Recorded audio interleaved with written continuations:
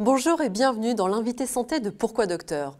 Entendre résonner la Marseillaise sur la première marche d'un podium, remonter les Champs-Élysées, le maillot jaune sur le dos ou brandir une médaille d'or olympique, autant d'images qui ont nourri les rêves de générations d'athlètes. Mais pour tenter de concrétiser ces ambitions, beaucoup payent un lourd tribut.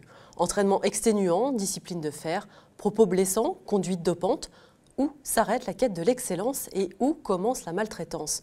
Un mot encore tabou dans le milieu sportif, où les victimes paient souvent de leur carrière d'avoir osé briser le silence.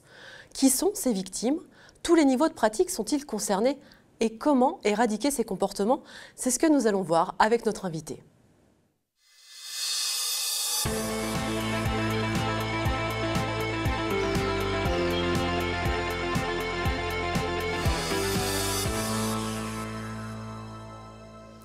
Véronique Lebar, bonjour. Bonjour. Alors vous êtes médecin de formation, oui. Vous avez occupé la fonction de directrice du pôle sport santé bien-être au ministère des Sports. Vous avez également collaboré avec l'Agence française de lutte contre le dopage et depuis 2013, vous êtes la présidente du comité éthique et sport. Cette association propose des actions pour lutter contre les défaillances éthiques de toutes sortes dans le milieu sportif. Alors Véronique Lebar, pour commencer, est-ce que vous pouvez me dire ce que vous entendez par défaillance éthique ? Alors, défaillance, déviance, éthique. L'éthique, c'est une définition assez particulière. Ce n'est pas la morale, c'est l'éthique, c'est l'humain, c'est ce qui est au service de l'humain, dans la bienveillance, dans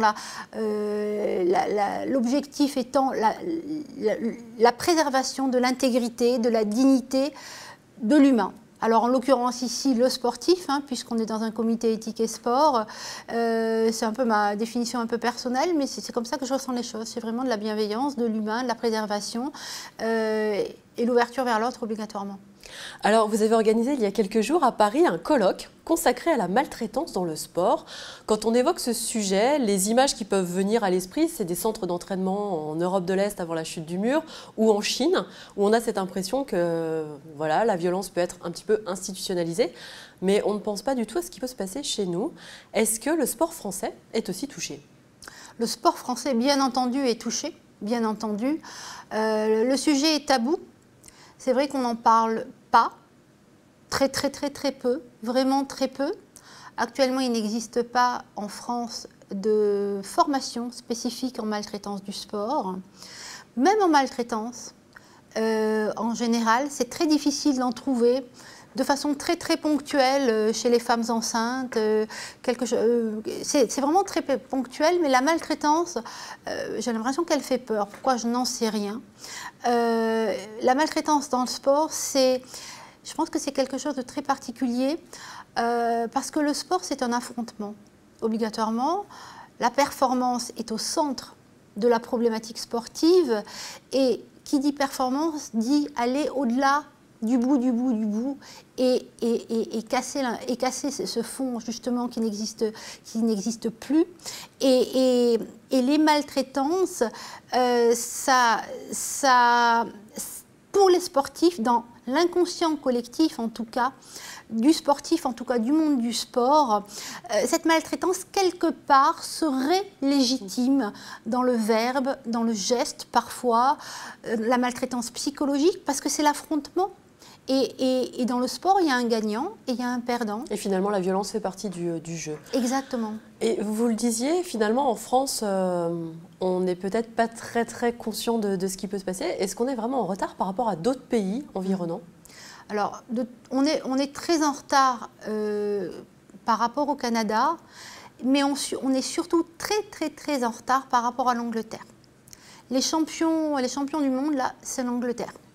Et on a entendu il y a à peu près un an, il me semble, l'histoire des 350 sportifs en foot qui se sont fait violer pendant des décennies. L'Angleterre a mis en place des structures qui ont permis la libération de la parole d'un sportif qui a été rejoint d'une personne qui faisait du foot qui a été rejoint par d'autres personnes et ça a fait boule de neige, l'enquête a commencé. Alors en France, on a le souvenir au début des années 2000 justement du témoignage de la joueuse de tennis Sophie de Mongeau qui a effectivement, on a eu l'impression qu'il y avait un début de libération de parole. Est-ce que ça a permis quand même qu'il y ait un petit déclic, qu'il se passe quelque chose à ce moment-là? Alors c'est vrai que chaque affaire médiatique, il n'y a pas que l'affaire d'Isabelle de Mongeau, il y a eu aussi Catherine Moyon-Debec, il y a eu d'autres personnes qui ont osé parler au détriment de leur santé psychologique, physique, d'une grande maltraitance environnante, parce que le sport n'aime pas qu'on dévoile ses travers. Alors, un déclic, je n'appellerais pas ça déclic. À chaque fois qu'il y a une affaire sur laquelle on communique, il y a un sursaut, il y a une petite prise de conscience, mais le déclic entraîne une mise en marche, un mouvement après. Et pour le moment, en tout cas, on n'a pas encore vu ce mouvement franc, en tout cas. Alors justement, dans les affaires qui ont été médiatisées en France, du moins, c'était des femmes qui avaient été victimes. Est-ce qu'il y a vraiment une disparité homme-femme? Est-ce que les femmes sont plus victimes de maltraitance dans le sport? Alors, on se rend compte que les femmes, au niveau statistique, sont plus victimes quand l'agresseur est l'entraîneur. Mais quand ce sont des agressions entre pairs, là, c'est vraiment égalité, homme-femme. Alors, quand on parle de maltraitance, c'est important de le souligner, c'est pas que des violences qui sont physiques ou sexuelles comme on a pu l'aborder, mais c'est aussi du harcèlement moral, une discrimination, vraiment une... Et ça, est-ce qu'on a bien conscience justement de tout ce qui peut être finalement rassemblé sous le terme de maltraitance, c'est-à-dire qu'un entraîneur qui hurle sur ses athlètes, certains très connus qu'on a vus dans beaucoup de reportages, est-ce que ça finalement, il faut mettre des mots là-dessus et il faut dire c'est effectivement un comportement déviant? C'est ça, c'est tout à fait ça. Je pense qu'il faut d'abord se rendre... Enfin, il faut d'abord qu'il y ait une prise de conscience que la maltraitance n'est pas inhérente au sport et c'est pas parce qu'on va crier, on va hurler plus exactement sur un athlète qui va obligatoirement avoir de meilleures performances. Au niveau des études canadiennes entre autres, on a vraiment prouvé que, mais c'est comme dans le management en entreprise. Ça a été étudié, voilà. Oui.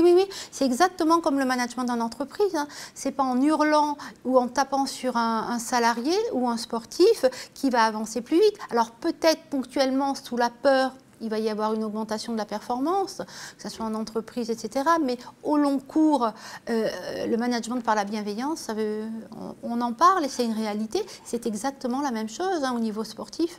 Mais le problème au niveau sportif, c'est qu'il faut intégrer que la violence ne fait pas partie du sport lui-même et en tout cas du management dans le sport.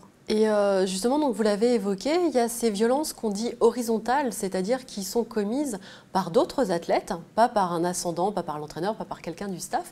Et justement, est-ce que ces violences entre athlètes ne montrent pas finalement qu'il y a des comportements qui sont complètement déviants et qui sont considérés comme normaux à partir du moment où on est dans l'équipe?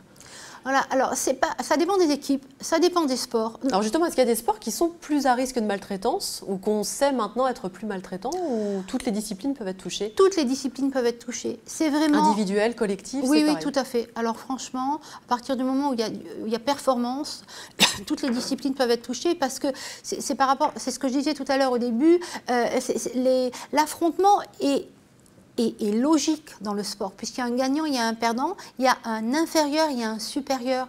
Donc l'athlète se vit comme inférieur par rapport à l'entraîneur, par rapport au cadre sportif, etc. Donc ce sont des rapports hiérarchiques intériorisés. Donc quelque part, quand le sportif, je ne parle pas, je parle en général, hein. Évidemment, heureusement, il y a énormément de sportifs et d'entraîneurs qui vivent très bien leur sport et d'une façon bienveillante et d'une façon constructive. Mais quand ça se passe mal, plus exactement, quand ça se passe mal, déjà ça obéit à certains profils psychologiques en général, en tout cas pour les violences sexuelles, et cette intériorisation de l'inférieur et du supérieur qui existe de façon importante, enfin centrale au niveau du sport, fait qu'on accepte, fait qu'on se dit c'est tout à fait normal, fait que le sportif se dit il faut que j'endure ça pour passer à l'échelon supérieur. Ça fait partie du process. Voilà, ça fait partie du process. Et une étude qui a été réalisée en France en 2009 auprès d'athlètes révélait que 11% d'entre eux avaient été victimes, en tout cas se disaient victimes à un moment ou à un autre de leur parcours de violences d'ordre sexuel. Et ce qui est très frappant dans cette étude, c'est que seuls 5% au final ont porté plainte. 5%, c'est la moitié des personnes qui portent plainte dans la population générale après une agression sexuelle. Donc 10%, c'est déjà très peu. 5%, c'est quasiment rien. Est-ce qu'on peut parler d'omerta dans le milieu sportif ou est-ce qu'il y a aussi une part de déni? C'est-à-dire que quand on va peut-être en parler, se plaindre, dénoncer, c'est minimiser et il n'y a pas d'écoute. C'est les deux. L'auteur de cette étude qui s'appelle Greg Descamps était au colloque hier. Et donc, il nous a vraiment... Ce colloque, ce rapport, c'est le seul rapport qui existe actuellement en France. Il a été demandé par Roselyne Bachelot à l'époque, donc à Greg Descamps qui est psychologue du sport et qui a fait une véritable étude sur les maltraitances dans le sport. Et ce chiffre de 5%, c'est un chiffre très particulier, vous avez tout à fait raison. Et il y a, c'est ce qu'on disait tout à l'heure, il y a un déni. Un déni, pourquoi? Pour plusieurs raisons. Mais parce que le sportif sait très bien qu'à partir du moment où il va parler, il va être rejeté du groupe. C'est-à-dire qu'il y a un cercle vicieux. Dénoncer la maltraitance engendre la maltraitance. Voilà. Tout à fait. Parce que l'humain est humain. 9 fois sur 10, il n'est pas très courageux. Et la chose à laquelle il pense en premier, c'est son ego et c'est sa petite personne. Donc, quand dans un groupe, il y a un athlète ou une athlète qui est maltraité, évidemment, les autres sportifs s'en rendent compte. À un moment, il y a des prises de parti parce que je prends parti, je ne prends pas parti, etc. Donc, la maltraitance et la violence augmentent.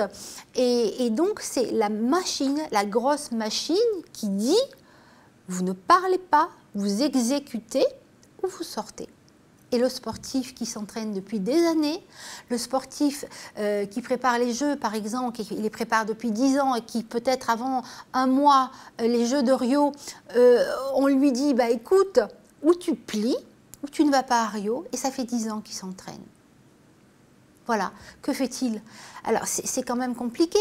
Oui, puisque quasiment tous les athlètes qui ont dénoncé, où les affaires ont été médiatisées, ont payé de leur carrière sportive, voire même après, leur démarche. Tout à fait, mais on en parlera tout à l'heure. Mais c'est vrai que quand on appelle au niveau de notre réseau, de notre numéro, très souvent les gens appellent, attendent d'avoir fini leur carrière sportive pour commencer pour pouvoir justement. Parler. Ouais. Et est-ce qu'aujourd'hui on a identifié vraiment les spécificités du milieu sportif qui pourraient expliquer la situation? On parle souvent d'un rapport au corps qui est modifié, d'un rapport à l'intime, à la pudeur qui n'est plus du tout le même.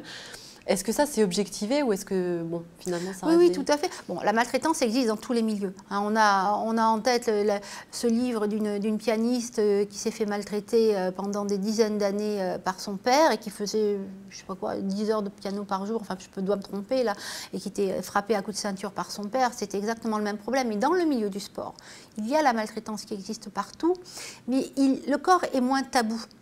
Quand on touche le corps, c'est normal. C'est simplement ce mal-être qu'on perçoit quand il y a un geste déplacé et que l'on perçoit tout à fait. Mais comme c'est normal, on n'arrive pas à appréhender le fait que votre entraîneur, qui est quand même un substitut du père ou de la mère, en qui vous avez toute confiance, c'est par lui que vous pouvez avoir la victoire. On a du mal à se dire que cet entraîneur-là n'est pas correct. Donc quand la main descend un peu trop, quand il y a un appui un peu trop fort, non, je dis non mais je dois me tromper, c'est normal, etc. Il y a la méthode Coué qui fait que je ne veux pas me poser de questions. Je sens bien qu'il y a quelque chose qui n'est pas normal, mais je préfère pas parce que ça entraînerait beaucoup trop de répercussions qui seront contraires à mon besoin de carrière, de médailles, etc. Violence physique, insultes, harcèlement moral ou sexuel, mais aussi conduite dopante, la maltraitance ne concerne pas que le sport de haut niveau. La performance est-elle compatible avec la bienveillance? Sensibiliser les plus jeunes permettra-t-il d'éradiquer les comportements déplacés ou violents? Les réponses dans la deuxième partie de cette émission.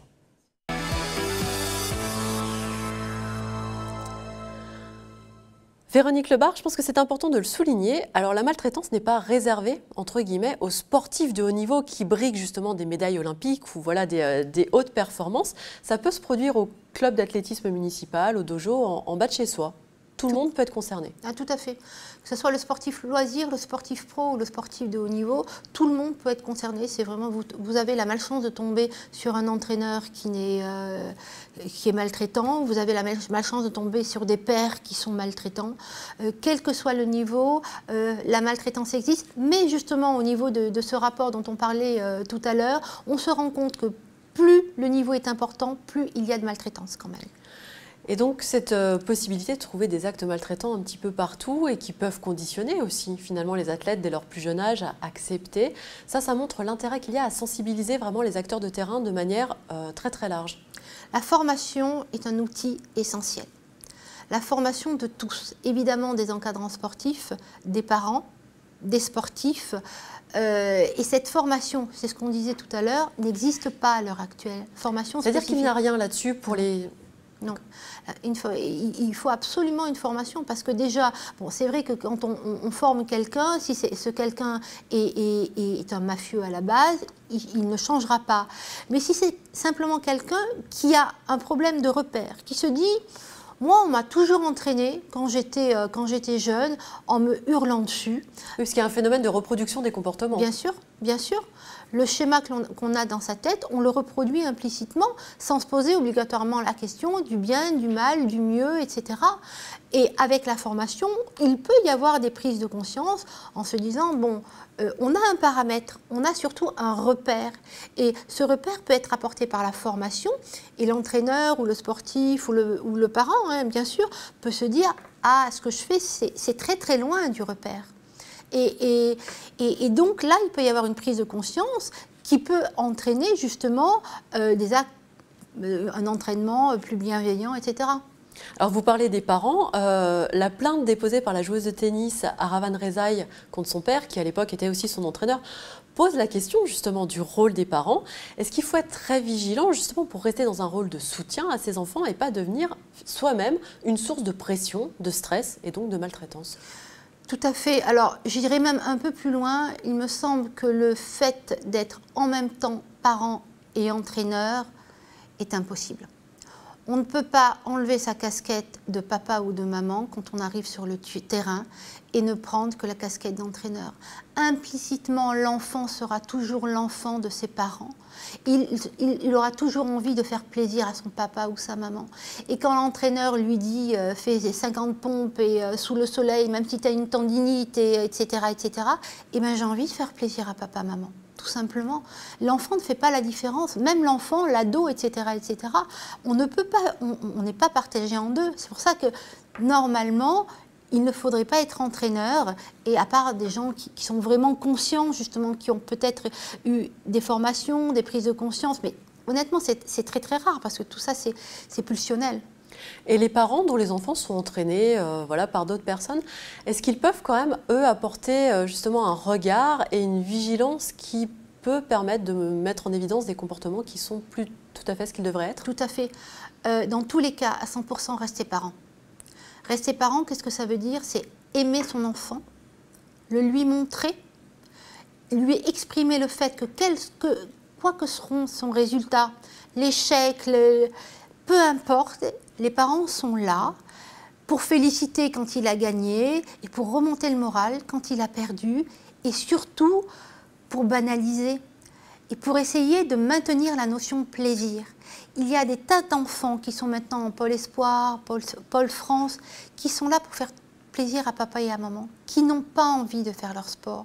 Leur sport qui au début était un plaisir, une joie, on connaît les enfants quand ils aiment faire leur sport, c'est devenu une corvée. Parce qu'ils ont envie de faire plaisir à papa, maman. Parce qu'ils veulent que le papa qui n'a jamais pu être un champion de foot ait enfin un champion de foot dans sa vie et qu'il accomplisse son transfert. Et ce n'est pas aux enfants de réaliser le rêve des parents.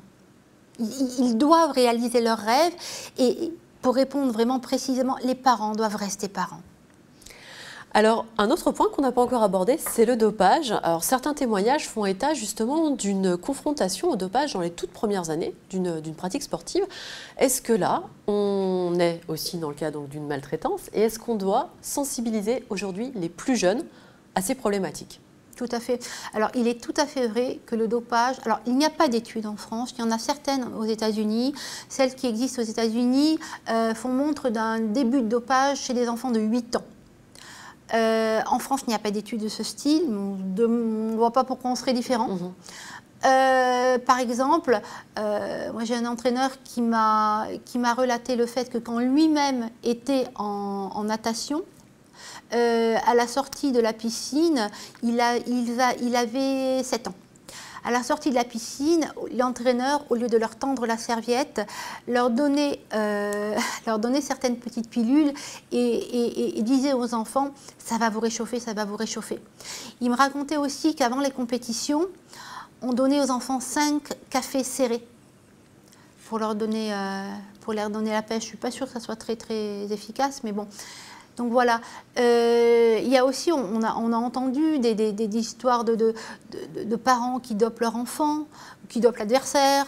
Quand je travaillais à l'Agence française de lutte contre le dopage, un jour une maman qui, facteur aggravant, était pharmacien, m'a téléphoné et m'a dit, écoutez, voilà, ma fille a une compétition d'équitation. Quelle est la demi-vie? Alors la demi-vie, c'est le temps où la substance est encore dans le sang. Quelle est la demi-vie de telle substance pour que je calcule le moment où je devrais faire prendre plus exactement cette substance à ma fille pour que si jamais elle est contrôlée, elle ne soit pas contrôlée positive. Voilà. Quand vous entendez ça, quand c'est une maman et quand c'est un pharmacien donc qui connaît les effets secondaires, etc., etc., voilà, ça existe. Donc cette personne m'a appelé naïvement pour avoir une recette. Donc, évidemment, je ne lui ai pas donné. Mais ça montre justement à quel point finalement on peut être dans des démarches. Bon, cette maman était peut-être aussi dans le déni aussi par rapport à l'importance du geste qu'elle commettait. Bon, l'entraîneur certainement moins. Mais ça pose la question de aujourd'hui, comment parler aux jeunes athlètes, aux très jeunes aussi, voilà, 8 ans, c'est très très jeune. Qui sont les personnes les mieux à même de leur parler? Parce que justement, on a l'impression que les acteurs de terrain ne sont pas toujours très à l'aise avec la question du dopage et finalement occultent ça. Et au final, plein d'enfants qui ont commencé très jeunes arrivent ados et n'ont jamais entendu parler du dopage et peuvent commencer à avoir justement peut-être des conduites dopantes sans vraiment se rendre compte de la gravité du geste. Alors, normalement, ce devrait être le travail des institutions, en théorie. En pratique, surtout au niveau des enfants, il n'y a pratiquement pas d'action. Alors évidemment, il y a toujours des entraîneurs, il y a toujours des gens qui sont très très bien, qui font des actions, etc. Et justement, par rapport à cette disparité au niveau du monde sportif, il me semble que justement les parents sont fondamentaux au niveau de l'apprentissage, hein, de celui-là aussi, parce que les parents doivent s'informer, et c'est vrai qu'on peut s'informer de façon très très claire, il me semble que dans l'état actuel des choses, étant donné que pour le moment, au niveau du monde sportif, peu de choses efficaces sont faites. Quand je dis efficace, je ne pense pas que le fait de mettre une affiche sur le mur en disant « attention, c'est pas bien de se doper », ça va changer quelque chose. Je ne pense pas que le fait de donner, de distribuer les substances, des produits, la liste des produits interdits aux sportifs, je ne suis pas sûre que ça serve à quelque chose. Il faudrait mettre en place des formations importantes, des sensibilisations, des informations. En attendant que tout ça soit mis en place, et j'espère qu'un jour ça sera mis en place, les parents sont là pour protéger leur enfant. Est-ce qu'on n'a pas un problème de perception du dopage? Parce que le dopage, on a l'impression que c'est toujours la même chose, c'est-à-dire c'est l'athlète qui, dans des championnats du monde, va être contrôlé positif, ça va faire la une des journaux, c'est le Tour de France, voilà. Mais finalement, les parents, est-ce qu'ils sont bien conscients que le dopage déjà peut concerner leur enfant à son niveau, voilà, très très local? Et est-ce qu'ils sont même conscients de ce qu'on appelle les conduites dopantes, qui ne sont peut-être pas l'utilisation de substances interdites, mais qui déjà mettent un pied à l'étrier? Ils ne sont absolument pas conscients des conduites dopantes, parce que dans la vie de tous les jours, c'est-à-dire scolaire, souvent pour les enfants, ils font appel à des conduites dopantes. L'enfant, il est malade, je sais que c'est parfois dur hein, au niveau des gardes, ça j'en suis consciente. Mais au lieu d'essayer de garder l'enfant à la maison, de le soigner tranquillement, etc., et qu'il reparte à l'école, ben non, il le bourre de médicaments et il va à l'école parce que justement, il n'y a pas de moyen de garde. Donc ça, c'est une conduite dopante. Ah, ça, c'est une conduite dopante. La conduite dopante, c'est essayer d'augmenter la performance par des produits qui ne sont pas sur la liste. Voilà, sur la liste des produits dopants. Parce qu'actuellement, au niveau juridique, au niveau de la lutte antidopage, un produit est dopant quand il est mentionné sur la liste des produits dopants. Point final. Ce qui amène plein d'athlètes à dire « oui, j'ai pris ça, mais c'est pas sur la liste, donc je fais pas de dopage ». Exactement. Donc ça, on est un peu dans le déni aussi. On est complètement dans le déni. Par exemple, en tir à l'arc, en tir, en ski acrobatique, en pétanque, les bêta-bloquants sont des produits dopants. Pourquoi ils sont considérés comme dopants? Ils sont sur la liste, hein, pour ces sports simplement. Pourquoi ils sont considérés comme dopants? Parce que tout simplement, ce sont des produits anti-stress. Ce sont des produits anti-stress, donc ça diminue les tremblements quand on tire. Ça aide à se concentrer. Voilà. Donc, ce sont des produits dopants. Donc, résultat, les personnes qui font du ski acrobatique, du tir, etc., ne prennent pas de bêta-bloquants, mais ils se bourrent d'anxiolytiques. Qui ne sont pas sur la liste. Qui ne sont pas sur la liste. Donc, c'est pas du dopage. Non, c'est pas du dopage. Officiellement, c'est pas du dopage. Non, mais c'est par contre une conduite dopante. Avec des effets secondaires qui sont très importants pour ces molécules. Oui, tout à fait. Tout à fait. Limiter les déviances à l'éthique, aider les victimes et responsabiliser les différents acteurs du milieu sportif sont parmi les priorités du comité éthique et sport. Comment s'y prendre concrètement? C'est ce que nous allons voir dans la dernière partie de cette émission.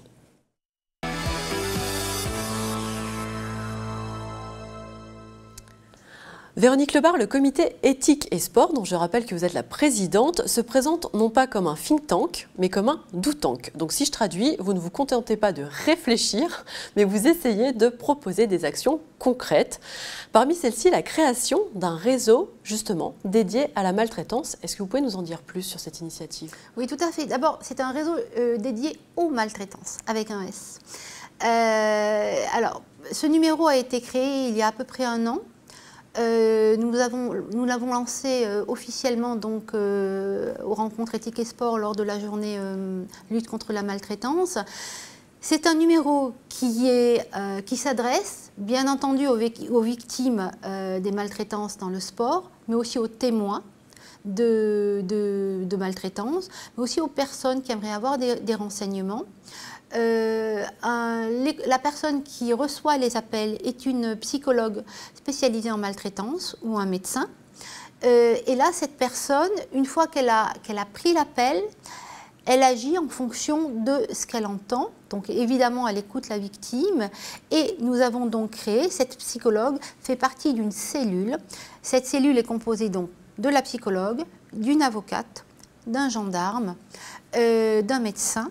Et donc, une fois l'appel enregistré, pas enregistré, mais reçu plus exactement, la psychologue, en fonction des demandes, en général, donc reçoit bien entendu physiquement, hein, on ne fait pas l'appel, c'est juste une entrée en matière. Un premier contact. Un premier contact, on reçoit bien sûr la victime, et la victime est reçue par l'avocat, par le gendarme et par le médecin. C'est très important. Oui, puisque certaines de ces maltraitances tombent sous le coup de la loi. Ah oui, tout à fait, tout à fait. Donc on entend la victime, on voit quelle est sa demande. En général, il y a une prise en charge psychologique qui est nécessaire, parce que si elle nous appelle, c'est pas pour nous demander quel temps il va faire le lendemain. En général, il y a une prise en charge. Alors comment ça se passe au niveau de ce réseau? On est tous bénévoles, hein, donc évidemment tout ça est gratuit, c'est évident. Donc on prend en charge la victime. On fait comme un staff à l'hôpital. C'est une prise en charge pluridisciplinaire. Complètement. Et ensuite, on reçoit la victime autant de fois qu'elle le veut. Et ensuite, au niveau psychologique et au niveau du droit, si elle veut, en tout cas au niveau du droit, porter plainte, aller plus loin, on la fait prendre en charge par des avocats. Alors, selon ses moyens financiers, on adapte, on trouve des solutions. Et au niveau psychologique aussi, on la fait prendre en charge. Le gendarme est très important. Très important. C'est un peu surprenant, en fait, effectivement, la présence d'un gendarme. Ben oui, ça compte. C'est capital. Je pense qu'il ne peut pas exister de cellule de lutte contre la maltraitance sans gendarme. Parce qu'il connaît très bien le terrain de la maltraitance. il le connaît par le terrain, justement, et par le juridique. Il sait tout de suite, il raccourcit les temps. Il sait tout de suite ce qu'il faut faire. Il conseille la victime. Il lui dit, tu vas voir, si tu fais ça, il va se passer ça. Les gens vont réagir de cette façon. Donc, essaie d'anticiper. Fais ça et fais ça. Il peut, étant donné que bon, il est gendarme, avoir des informations. Diriger, puisqu'on sait très très bien qu'une plainte, selon la façon dont elle est prise, peut avoir des chances d'aboutir ou non. Donc il peut adresser à une personne de confiance de son entourage, gendarme, qui prendra la plainte d'une façon adéquate pour qu'elle ait des chances d'aboutir. Et ça, c'est très très important. On vous le dit à chaque fois, la plainte, la rédaction de la plainte est capitale pour la suite des choses. Donc être conseillé sur ce point-là, c'est vraiment un plus pour les victimes qui souhaitent effectivement aller plus loin. Complètement. C'est très très très important. C'est très important. Et puis souvent on peut avoir des informations comme ça. Est-ce que son agresseur éventuel a déjà fait de la prison, a déjà été interpellé pour ce style de fait. C'est important, ça nous apporte beaucoup d'informations. Alors, un groupe de travail de votre comité est aussi dédié, lui, à la lutte antidopage. Vous avez été responsable de la cellule médicale de l'Agence française de lutte antidopage. On en a un petit peu parlé, mais quel bilan tirez-vous finalement des actions qui ont été menées jusqu'ici par la France? On a parfois l'impression qu'il y a une petite accélération qui est donnée, mais globalement, sur le terrain, ça ne se ressent pas beaucoup. Ça ne se ressent pas beaucoup, non. Actuellement, au niveau de la lutte antidopage, on n'a pas changé le nombre des contrôles par an, 9000. Ça, c'est important, il faut qu'il y ait plus de contrôles. Il faut les faire de façon plus intelligente. Le fait de faire des tas de contrôles pour avoir 10 000 contrôles pour 63 positifs, c'est cher le contrôle. Voilà. Donc ils ne sont pas menés de manière pertinente finalement. Alors, je ne me permettrai pas de dire ça. Je me permettrai pas de dire ça, mais c'est vrai que on voit que le résultat n'est pas positif, en tout cas pour le moment, en tout cas pour la lutte antidopage. Et les athlètes ne semblent pas plus sensibilisés au dopage quand on parle avec eux? Ça dépend ce que vous appelez sensibiliser. Alors, c'est comme d'habitude, il y a des athlètes qui sont tout à fait propres, qui ne prendraient jamais un produit dopant, mais la lutte antidopage, enfin le dopage plus exactement, c'est pas si facile que ça. Parce que quand on se dope, c'est pas par plaisir. Très souvent, il y a bien sûr le sportif qui se dope tout bêtement, il prend de la DHEA pour aller plus vite que les autres, mais très souvent, c'est un fil de vie qui fait que le sportif est obligé entre guillemets, bien entendu, il y a toujours le libre arbitre, est obligé de se doper. Par exemple, quand j'avais un cabinet de médecine du sport, et très souvent, je recevais des ados qui étaient très bons en sport, dans leur sport, et parfois, pour entrer dans une équipe, et c'était bien sûr leur rêve, parce qu'on a tous été adolescents, on a tous eu un rêve, et quand eux, leur rêve, c'est de rentrer dans cette équipe, quand on leur dit, bah, écoute, ok, on te prend, t'es bon, etc., tu vas faire des progrès, mais par contre, si tu rentres, il faut suivre les règles. Et l'une des règles est celle-là. Qu'est-ce qu'ils font les enfants? Qu'est-ce qu'ils font les ados? Voilà, non, il y en a. Et on retombe sur une situation de maltraitance. C'est tout à fait. Mais le dopage est une maltraitance. Le dopage est une maltraitance. Alors justement, votre comité souhaite proposer une voie alternative et complémentaire à ce qui se fait déjà pour améliorer cette lutte antidopage. Parmi les propositions que vous posez sur la table, qu'est-ce qu'il y a en priorité? On revient à la formation-information. Et même du grand public, est-ce que finalement il faut que le dopage ce soit quelque chose qu'on soit tous capables de mieux identifier? Tout à fait. Tout à fait. On ne sait pas ce qu'est un produit dopant. Actuellement, au niveau des pharmacies et des pharmaciens et des médecins, il y a un et c'est encore le rapport de Greg Descamps qui nous relatait cet état de choses, les médecins ne sont pas formés, 73% des médecins ne sont pas capables de savoir quand un produit dopant l'est ou non. Les pharmaciens, c'est la même chose. Quand on sait qu'il y a des produits, des médicaments en vente libre, par exemple contre le rhume, oui, c'est une pathologie complètement voilà, qui sont en vente libre, donc c'est tout à fait spontané. Un sportif arrive, même s'il dit qu'il est sportif, qui pense à dire qu'il est sportif au pharmacien, et ben le pharmacien va lui donner une boîte de médicaments qui n'est pas remboursée, qui est un produit conseil, donc, et qui est pour une pathologie mineure. Et c'est vrai que dans la tête des sportifs, on a l'impression que, voilà, que le produit dopant, c'est quelque chose qui est très très fort, qui est contre une pathologie importante, qui est très dangereux même, alors qu'en fait non. Exactement. Hein, il y a des produits dopants qui traitent les rhumes, il y a des produits dopants qui traitent les hémorroïdes. C'est vraiment, c'est pas parce qu'on a une petite pathologie ou qu'on a un produit qui n'est pas remboursé par la sécurité sociale qu'il peut ne pas être dopant. Et c'est vrai que dans l'état actuel de choses où la lutte contre le dopage n'est pas encore optimale en France, j'espère qu'elle sera un jour, il faut dire au sportif, quel que soit son âge, qu'il est, même s'il adore son médecin, même s'il a une immense confiance en son médecin ou son pharmacien, il doit, dans 100% des cas, vérifier tous les médicaments qui existent sur l'ordonnance ou que le pharmacien lui donne. C'est de sa responsabilité parce que de toute façon, dans tous les cas, s'il est contrôlé positif, c'est lui qui aura une interdiction, c'est ni le pharmacien ni le médecin. Alors, dernière question, un petit peu parallèle. Vous avez travaillé dans votre comité sur le sponsoring. Alors, on l'a vu très récemment pour une émission de télévision. On a vu que les annonceurs étaient de plus en plus sensibles à l'éthique et étaient capables de retirer finalement leur financement quand l'éthique n'était pas respectée, plus ou moins. Est-ce que ça, c'est quelque chose, c'est une voie de réflexion pour le sport, c'est-à-dire impliquer les sponsors et qu'ils soient un petit peu garants de cette éthique? Est-ce qu'ils sont prêts à ça? Est-ce que ça les intéresse? Alors très clairement, on a fait donc le 10 novembre 2015 un colloque sur le sponsoring responsable suite à un rapport sur le sponsoring responsable et à la suite de ce colloque, puisque un colloque n'est pas une fin pour nous, c'est un début, donc colloque plus action, on cherche toujours des sponsors qui acceptent de mettre en place certaines des préconisations qu'on avait présentées lors de ce colloque. La réponse générale a été, tant que nous n'avons pas de problème dans notre équipe, nous ne faisons rien. Et je pense que les équipes qui ont parlé éthique, c'est qu'il leur est arrivé quelque chose. C'est comme très souvent, il faut attendre d'avoir un mort pour réaliser que, etc. On a tous dans les affaires de harcèlement dans certaines sociétés, etc. On attend d'avoir de gros problèmes, en général d'ailleurs des morts, hein. Il faut attendre d'avoir des morts pour réagir. Alors, et on leur dit, mais peut-être que si on agissait en amont, en attendant, en espérant ne pas avoir justement ces morts ou ces gros problèmes, ça serait peut-être quand même plus productif. Pour le moment, et c'est vrai que que certains des sponsors nous écoutent et s'ils veulent venir partager avec nous cette expérience, ça sera avec plaisir, bien sûr. Pour le moment, on n'a pas trouvé. L'appel est lancé. Voilà, l'appel est lancé. Véronique Lebar, merci beaucoup d'avoir été avec nous.